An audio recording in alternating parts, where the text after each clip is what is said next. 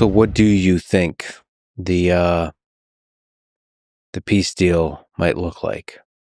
And what does the path to peace look like in Ukraine in the coming weeks and months? I'd have thought it would be, regrettably, the Ukrainians ceding some territory in the east, and then making sure they rearm during whatever peace period comes afterwards.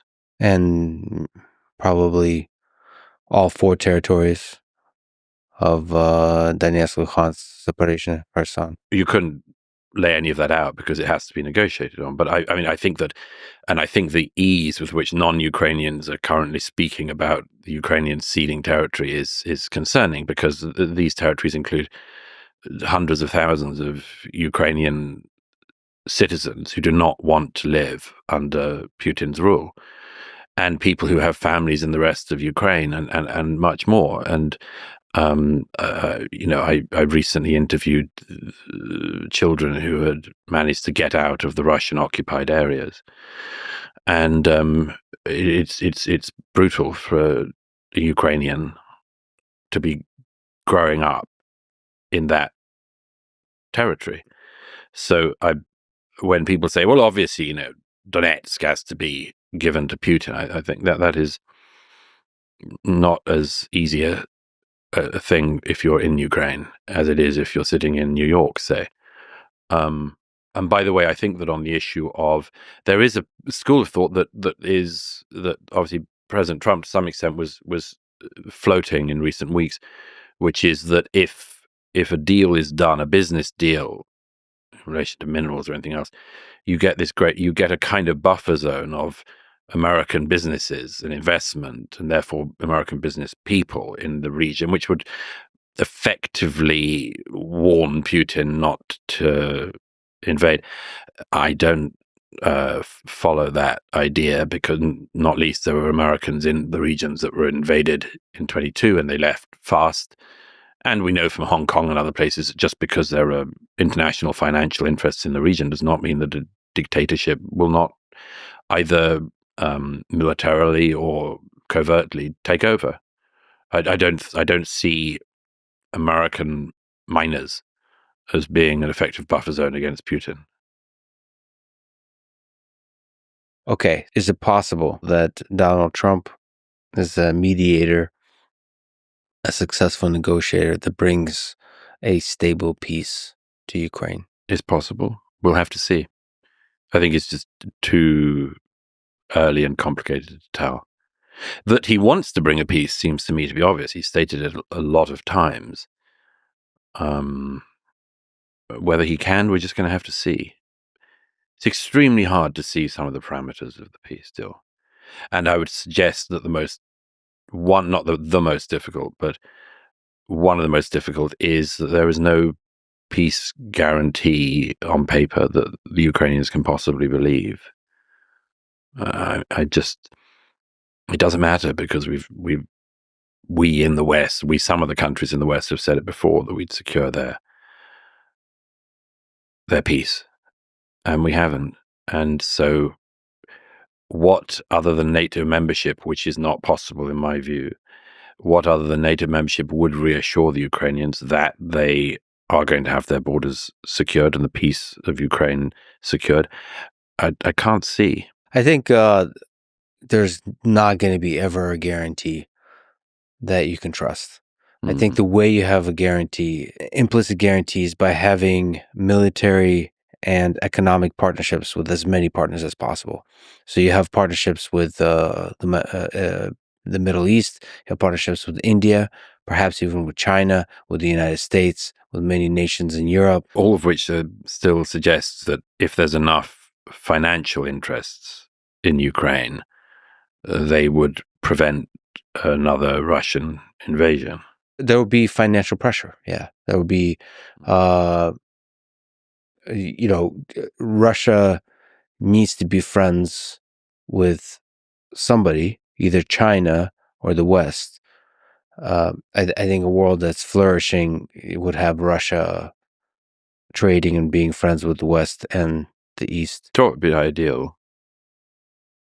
It would be ideal if the regime in Moscow wanted it, but that's that. Not. I mean, there again, you get into the thing of, people accused of Russophobia, but I mean, I do believe that after the fall of the wall, Russia was ill-treated by the West, not treated with the some of the courtesy that it required. I do think that, and at the same time, that doesn't justify the actions of Russia in the last 20 years. Right, but let's descend from the surrealist to the realist. It's very possible for Russia to be on the verge of military invasion of these nations, and that being wrong, while also not doing it because they're afraid to hurt the partnerships with the West and with China. It's possible, but the alliance they formed, with this sort of rogue alliance with China to a considerable extent, North Korea, not useful, and Iran, is something they seem to find bearable. It's not a very good alliance in most people's analysis, but it's an alliance. It's bearable, but I don't think, maybe you disagree with this, I don't think the Russian people or even Putin wants to be isolated from the West. I think it wants to be friends with the West and with the East and with everybody. He just also wants Ukraine, right? And there's, how does the Rolling Stones song go? Which one? Not the Satisfaction one. Sympathy with the Devil? That's the one. You got me on that one. No, like there's interests, whether it's expanding the sphere of influence, that's one thing on the table, but that can be put aside if you want to maintain the partnerships with these nations. And if Ukraine has strong economic partnerships with those nations, then that prevents Russia from invading. I think the premise is one that I've seen before. There was a famous, what was his name? Norman Angell. He wrote this book, which was a fantastic bestseller in his day, where he believed that Europe would be in a period of endless Kantian peace because the prospect of European powers going to war was so economically unviable. The book was reissued after World War I, and I never got the second edition, but I assume it was significantly rewritten. That's a very kind of cynical take, that just because the book is wrong. I'm not saying just the book is wrong. I'm saying that the idea that cooperation on an economic and other levels is any significant preventative device to madness breaking out is not something I see.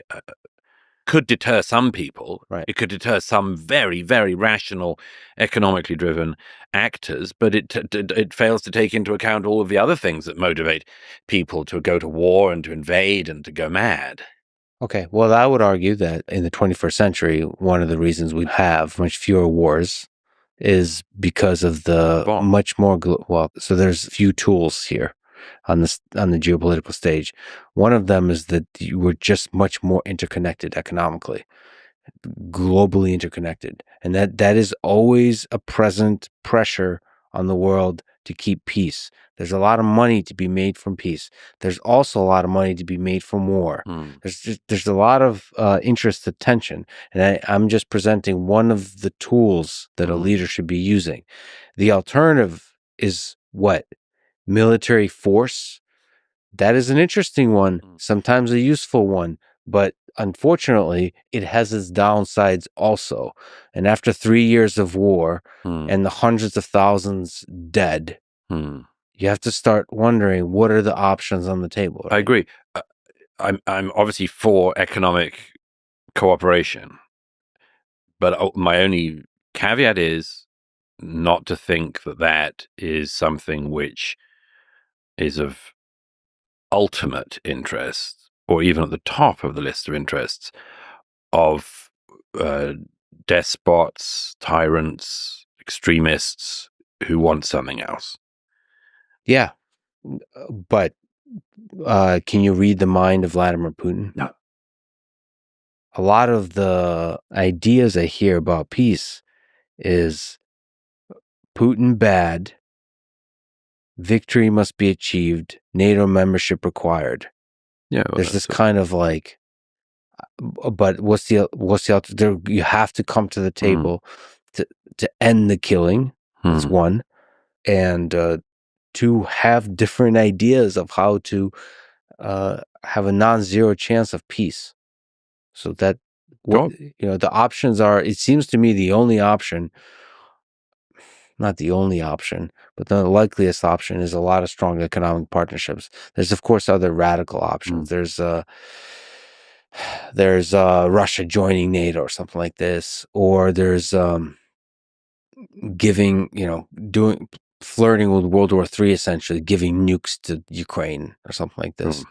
There's like crazy stuff, or a totally new military alliance with France and Britain and Germany and European nations and Ukraine, or some weird network of military power that threatens Russia in some way, or maybe some big breakthrough partnership between India, China, and Ukraine, something like this. Just some really out there ideas, and I think that's how the world that's how the world finds a balance and realigns itself in interesting ways. And look, it could be. I hope your idea is right.